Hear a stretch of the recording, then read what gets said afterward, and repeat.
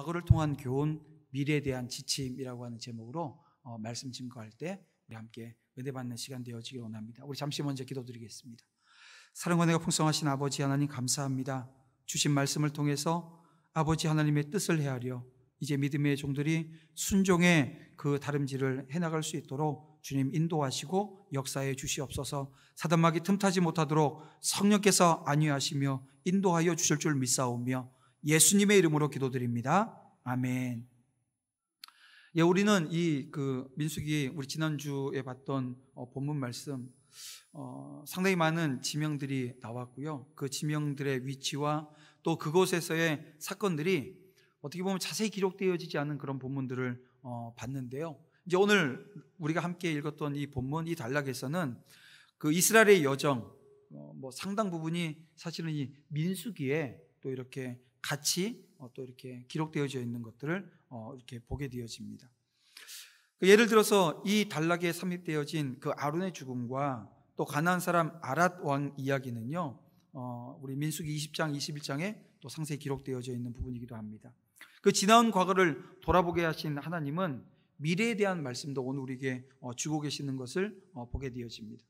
여러분, 민수기의 저자는 이스라엘이 가데스를 떠나서 호르산의 진을 쳤다는 사실을 맨 앞단락에서 우리 지금 요 앞단락에서 우리가 본 이 본문 앞단락에서 마무리하면서 말씀해 주셨는데요.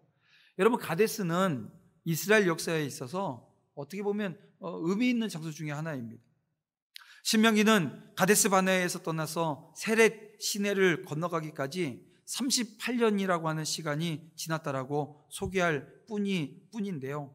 그 과정 속에서 어떤 일이 발생했습니까? 그들이 불신앙으로 인해서 하나님의 진영에서 일어났던 그 불행했던 그런 역사들을 함께 소개하고 있다는 것입니다. 여러분, 불신앙으로 인한 뼈아픈 경험이었지만 여러분, 이것은 마음에 새겨야 되는 그런 역사입니다. 그러니까 반면교사라고 하는 이야기가 있지 않습니까? 반면교사 삼아야 할 아주 귀한 교훈이 담겨져 있는 장소가 바로 이 가데스 바네아입니다. 이 가데스를 떠나서 호르산에 이르렀을 때 어떤 일이 발생하냐면 아론이 죽음을 맞이하게 되어집니다. 모세에게 이 아론은 3살 위 형이었지 않습니까? 근데 이 당시 아론의 나이가 123세였습니다. 그러니까 출애굽 당시 아론의 나이가 83세였죠. 왜냐하면 이 모세가 80세에 부름을 받고 이 출애굽 여정에 들어갔으니까요. 그러니까 그가 죽은 시기가 바로 이 출애굽 40년 후였다라고 하는 것입니다. 모세와 더불어 이스라엘 민족을 애굽의 속박에서 해방시키기 위해서 온갖 고생을 다하고 오직 약속의 땅인 가나안에 들어가기 위해서 40년이라고 하는 광야의 모진 생활을 참여했는데요. 이제 가나안을 앞에 두고 가나안 입성을 앞에 둔 시점에서 하나님의 부르심을 받고 이 아론이 죽음을 맞이하고 말았던 것입니다. 근데 여러분, 왜 지금 아론이 이 가나안에 들어가기 바로 직전에 하나님이 그를 부르셨냐라고 하는 것입니다. 여러분, 이것은 우리가 성경을 통해서 알고 있는 내용인데요. 바로 자기가 뿌린 그 죄의 대가로 지금 그렇게 되어졌다는 것입니다.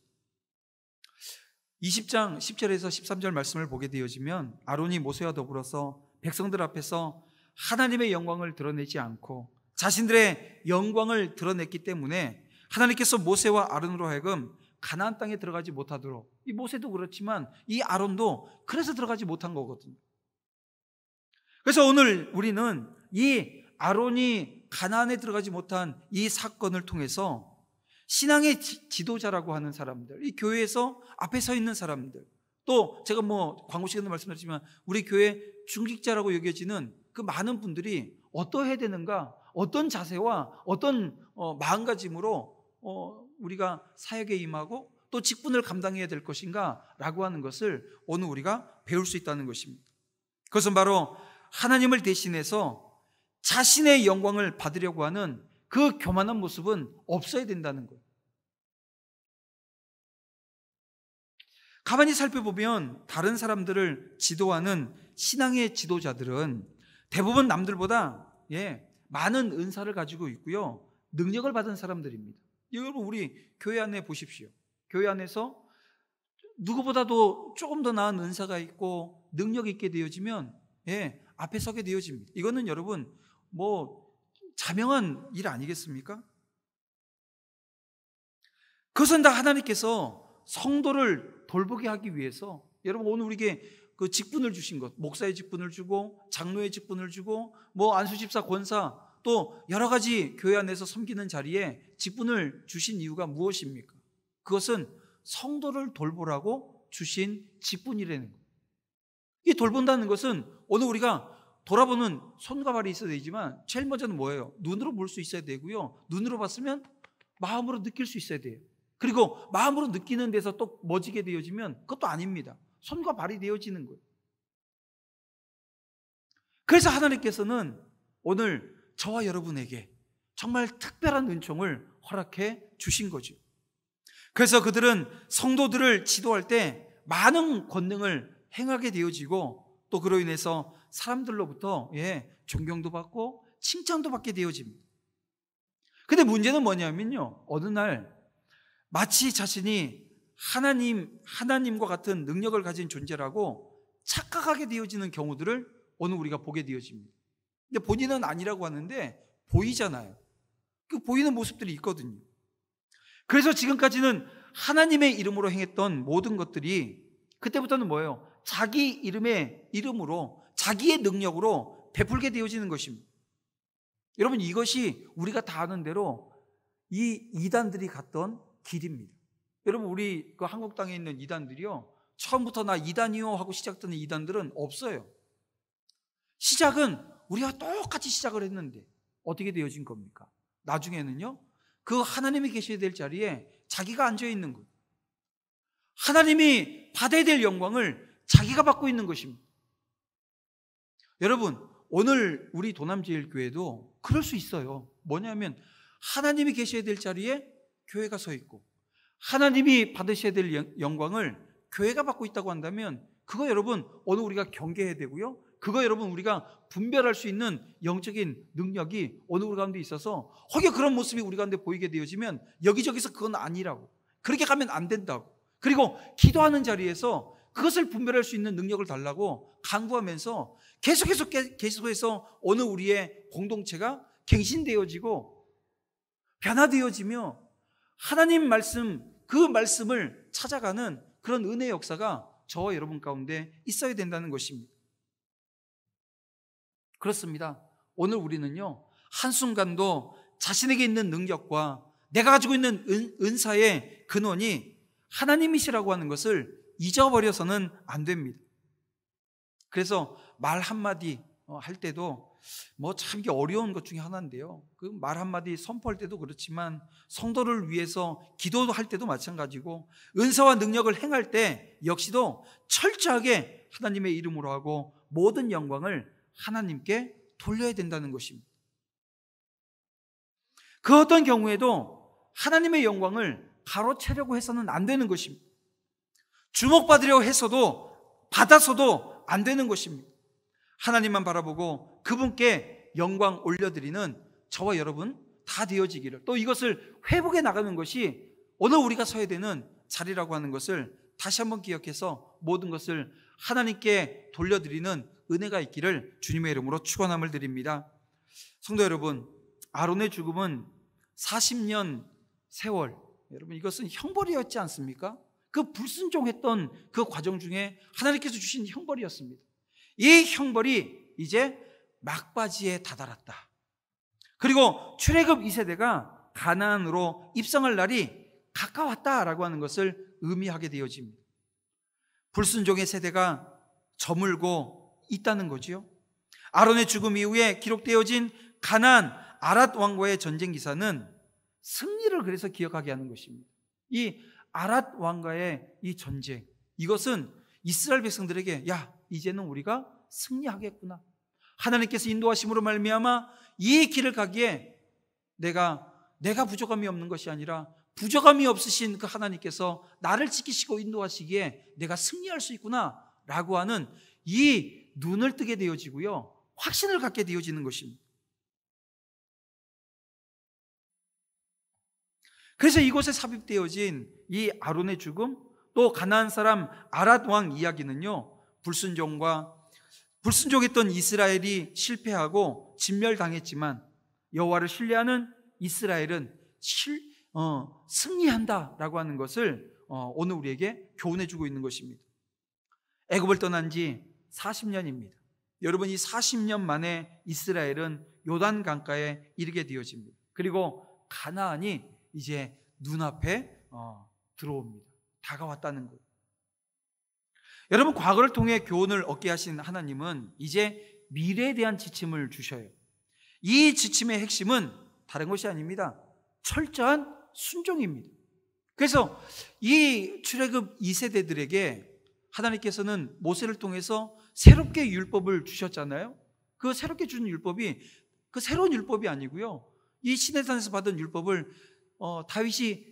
모세가 재해석해서 이스라엘 백성들에게, 이 출애굽 2세들에게 주셨는데, 그게 신명기 말씀입니다. 그 신명기의 주제가 무엇입니까? 순종입니다. 철저한 순종입니다. 하나님은 이 가나안 원주민을 오늘 본문에 보니까 다 몰아내라는 거예요. 모든 우상을 깨뜨리라는 것입니다. 산당을 헐어버리라는 거예요. 여러분, 여기에 있어서는 적당한 타협이라고 하는 것이 존재하지 않습니다. 만일 그리하지 않으면 남겨둔 가나안인들은 가시와 칼이 돼서 이스라엘을 괴롭힐 거라는 거예요. 하나님은 가나안인에게 행하고자 했던 그 심판을 이스라엘 백성들에게 행하실 것이라고 지금 말씀하고 있습니다. 56절 말씀을 보세요. 나는 그들에게 행하기로 생각한 것을 너희에게 행하리라. 어떻게 하냐면요, 순종하지 않으면, 그것도 철저하게 순종하지 않으면 하나님께서 이렇게 하시겠다는 것입니다. 물론 하나님은 이미 이스라엘에게 땅을 주셨지요. 하지만 그 땅에서의 복은 온전히 순종하는 자들에게만 누리게 하시겠다는 것입니다. 이스라엘의 모든 종족은 필요와 상황에 맞게 땅을 이제 나누어 받을 것입니다. 우리가 여호수아서를 봤잖아요. 이 3단계 그 가나안 정복하는 이 3단계를 보십시오. 첫 번째는 그들이, 이스라엘 백성들이 들어가서 어떻게 했어요?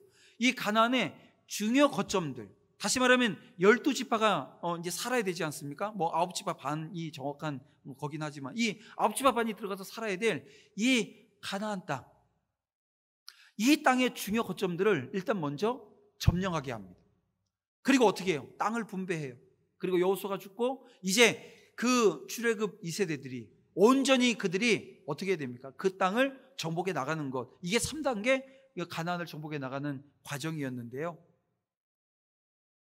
하나님의 말씀에 순종해서 모든 원주민을 쫓아내고 우상과 산당을 허물어버린 지파들, 그리고 일부를 남겨둔 지파들, 분명히 그 안에 존재할 것입니다. 그래, 존재했고요. 근데 그들의 삶이 어떻게 됐나요? 완전히 다른 모습으로 오게 되어집니다. 우리가 이제 나중에 또 살펴볼 기회가 있겠지만요, 이게 모세가 12지파에 대해서 예언을 합니다. 근데 그 예언대로 다 되어지는 것 같지만 아니에요. 저주를 받은, 특별히 이제 그 저주받은 지파 중에 하나가 레위 지파 아닙니까? 근데 이 레위 지파는요, 완전히 바뀌어요. 어떻게 해요? 회개해요. 하나님 말씀에 순종해요. 왜냐하면 하나님께서 이 가나안 땅에서의 그 이스라엘 백성들, 이 이스라엘 백성들을 기대를 가지시는 것은 누구를 통해서 기대를 가지셨냐 하면 이 레위 지파를 통해서 기대를 가지십니다.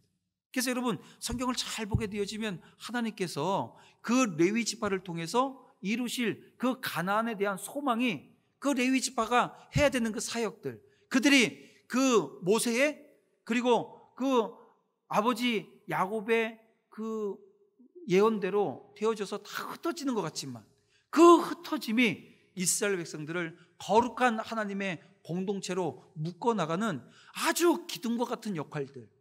그러니까 이스라엘 백성들이 가나안 땅에 들어가서 하나님 백성답게 살아갈 수 있는 그 길은요, 바로 레위 지파, 그들이 하나님의 말씀을 가지고 이스라엘 백성들을 가르치고, 또 가르치게 되어지면 이스라엘 백성들은 어떻게 돼요? 순종하면서 말씀 가운데 살아내는 모습들이 있게 되어지면 그것을 통해서 놀라운 은혜의 역사가 벌어지게 되어진다는 것입니다. 성공했습니까? 실패했습니까? 예, 이제 우리가 사사기를 통해서 보게 되어지지만 실패하는 그 역사들을 오늘 우리가 보게 되어집니다. 여러분, 철저하게 순종하겠다고 결단하고 또 결단하지만 여전히 오늘 우리는 연약해요. 그래서 넘어질 수 있고 무너질 수밖에 없습니다. 그래서 하나님께서는 누구를 보내주셨어요? 예수 그리스도. 그 예수 그리스도를 믿는 믿음으로 저와 여러분을 구원하시기 위해서 그 십자가 길을 열어주신 것입니다. 사랑하는 성도 여러분, 이 축복이라고 하는 게 그런 것 같습니다. 축복을 받는 것, 이 축복을 받는 건 어떻게 보면 그 받은 축복을 지키는 것보다는요 훨씬 쉬운 것 같아요.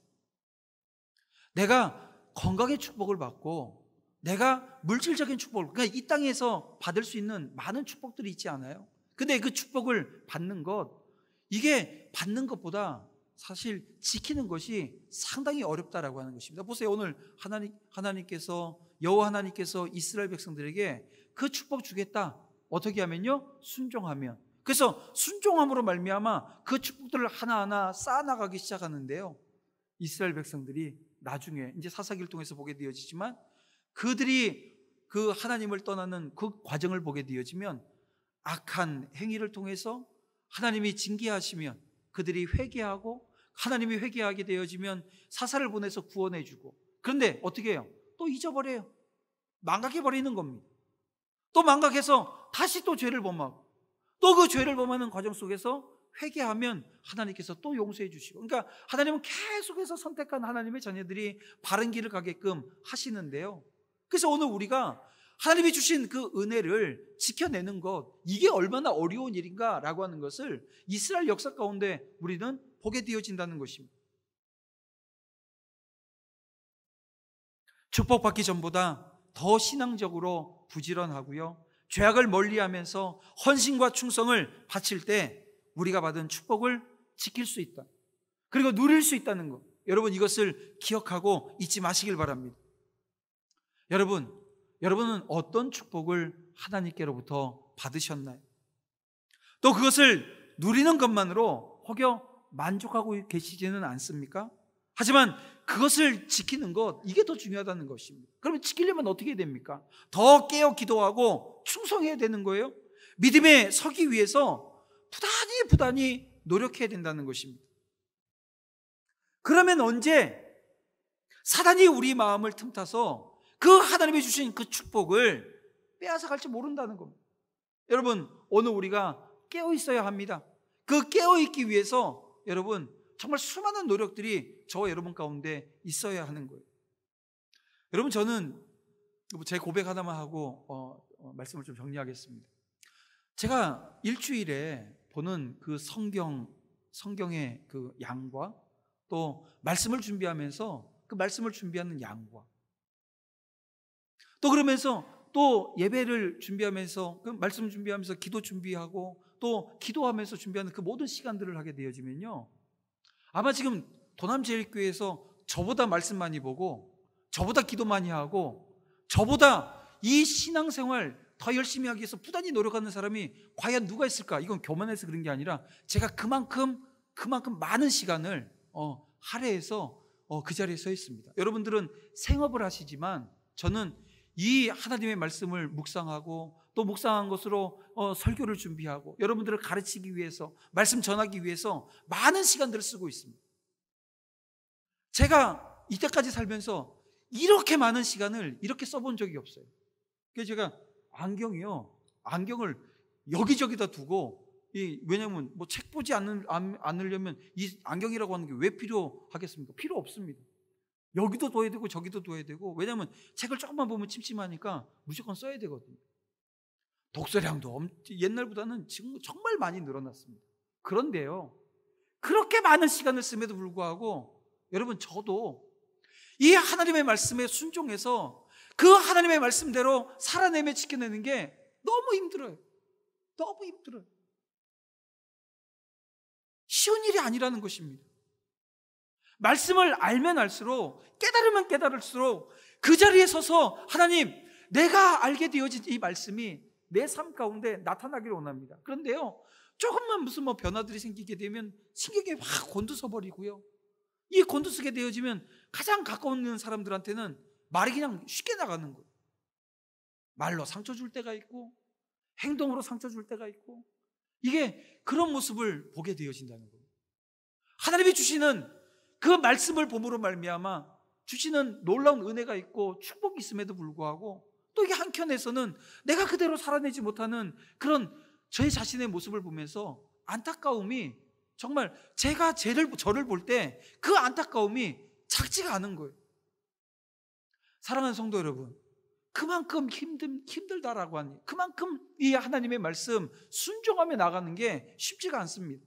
결단을 해야 되고 또 결단해야 되고, 아니 새벽마다 결단하고 또 말씀 보면서 결단하고 또 기도하면서 결단하는 그 모든 것들이, 여러분 조금만 방심하게 되어지면, 조금만 깨어있는 것을, 이게 경계하는 것을 늦추게 되어지면 여지없이 사단은 관계 속에서 역사해버립니다. 관계 속에서 역사해버립니다. 여러분, 말씀을 맺겠습니다. 오늘 우리의 영적인 삶을 위해서 정말 많은 것을 투자하십시오. 말씀을 따라 바른 영적인 삶을 살아서 하나님이 주신 축복, 제가 여러분들 한 가정 또 한 사람 한 사람 보게 되어지면 하나님이 주신 축복들이 있거든요. 나는 없는데, 아니요, 제가 보면 다 보여요. 그 축복들이 있는데요, 혹여 그 축복들이 이게 축복이 아니라 나중에 이 이스라엘 백성들처럼 엉뚱한 모습으로, 그래서 그 축복이 변해서 삶을 완전히 헤집어 놓는 그런 모습으로 가지 않게끔 하는 것, 그게 제가 또 해야 되는 역할이지만 여러분들 스스로 삶의 자리를 돌아보면서 지켜내는 것, 그래서 그 하나님이 주시는 축복을 영원히 받아 누릴 수 있는 믿음의 신실한 주의 자녀들이 다 되시기를 주님의 이름으로 축원함을 드립니다. 하나님은 이스라엘 백성들이 과거를 회고함으로 말미암아 오늘까지 이스라엘을 도우시고 인도하신 분이 하나님이라고 하는 것을 깨닫기를 원하셨습니다. 그리고 하나님이 앞으로의 여정에도 함께 하실 것을 믿고 가나안에 입성하기를 기대하셨습니다. 저와 여러분의 과거를 통해서 우리는 어떤 교훈을 지금 받고 있습니까? 하나님이 주신 지침, 하나님이 저와 여러분에게 주신 말씀이 무엇입니까? 아직도 하나님이 나에게 주신 그 말씀이 눈에 들어오지 않는다고 한다면 말씀을 더 봐야 됩니다. 더 기도의 자리에 서야 됩니다. 지금까지 함께 해주신 그 하나님을 저와 여러분은 잊으면 안 됩니다. 기억해야 합니다. 하나님을 신뢰하고 하나님의 말씀에 온전히 순종하겠다라고 하는 믿음의 고백으로, 여러분 이제 다시 시작되어진 한 주간도 이 오후 예배를 통해서 주시는 말씀 다시 붙들고 승리하는 자리, 하나님의 축복이 저와 여러분의 삶 가운데 여전히 함께하고 있고 오늘 우리를 인도하고 있으며, 하나님은 저와 여러분을 기대하십니다. 그 기대에 부응할 수 있는 그런 삶의 자리가 되어지기를 주님의 이름으로 축원합니다.